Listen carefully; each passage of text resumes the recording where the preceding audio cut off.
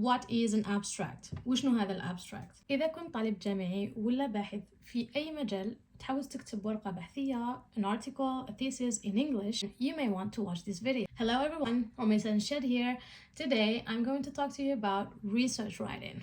Big topic, right? Don't worry, we're going to start small with abstract writing. Abstract writing is similar across disciplines in purpose, but slightly different in emphasis.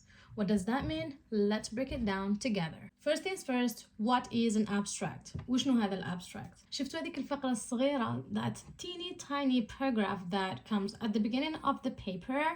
That's the abstract. It is a brief summary of the whole research paper. Now, although it is a short paragraph, it carries a lot of weight because it carries the weight of the entire study in a very condensed form. Usually, scientific abstracts should be no longer than 250 words. And bear in mind that in many cases, that's the only part people read. This section is what people see first to decide whether the rest of the paper is worth reading. Or in the case of conference submission, your abstract is what determines whether your paper is accepted or not. So this is the author's opportunity to draw readers into their study and entice them to read the entire article, which is why writing it can be tricky sometimes. And that's exactly why I'm here today, to unpack its structure with you. Now, what is universal across all disciplines is that an abstract summarizes the whole paper by answering these core questions. What is the study and why is it important? How was it conducted? What are the main findings and what do they mean? As you can see, each question relates to one essential element out of the four. To give you a clearer picture of how each element may appear in practice, I prepared a hypothetical abstract for you to draw from. كما أقول لك بالمثال يتضح المقال. Number one, the background. This is one or two sentences that define the problem, what is being studied, and why does it matter. Can be something like,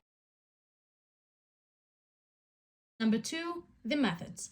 Here you mention the study design, be it experimental, qualitative, quantitative, and the critical techniques. Bear in mind that you shouldn't go deep into the procedural details because your readers just want to know how you approach the problem. It could be written in 1 to 3 sentences depending on the discipline.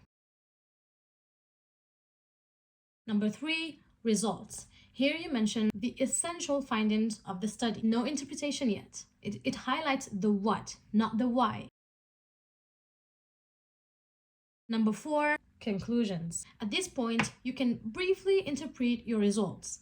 In other words, you explain what your findings mean, or what do they imply, and why do they matter.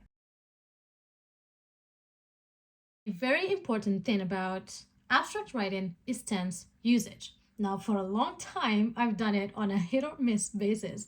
And if that's the case for you too, hopefully after this video and this simple magical rule of thumb, we will not be doing that again. And you can thank me later. The rule is we use the present tense in the background and the conclusion sections, whereas in the methods and results sections, we use the past tense. This is it. Very simple. Before we finish, let's go back to the point I mentioned at the beginning, which is where do abstracts differ? While the overall purpose of abstracts is the same, the weight given to each element of it differs depending on the discipline. For example, in sciences and experimental fields, the focus is generally more on clear methodology, data, results, often including numbers and statistics, whereas in humanities, the focus is more on the argument, the perspective, or the contribution, with methods often implicit and results presented as insights and claims. Wallahu a'lam. By reading papers from your field, you start to see these distinctions and understand them better. And with this, we're done with abstract writing. You can find all the sources I used in the description box, and if there are any other areas of research writing that you want me to cover next, let me know in the comments. Before we wrap up, let me quickly introduce the Algerian Online Writing Lab project for you, where I recently became the associate director. The project is here to help you with your research papers, theses, and publications. Our service is 100% confidential. And we work with some of the most professional experts in the field of English academic writing, with Dr. Kamal Bilmihoub from Baruch College, the City University of New York, serving as the director. You can find all the details in our website, which I will share with you in the description box. What are you waiting for? Reach out to us and let us help you make your research writing stronger. Salam.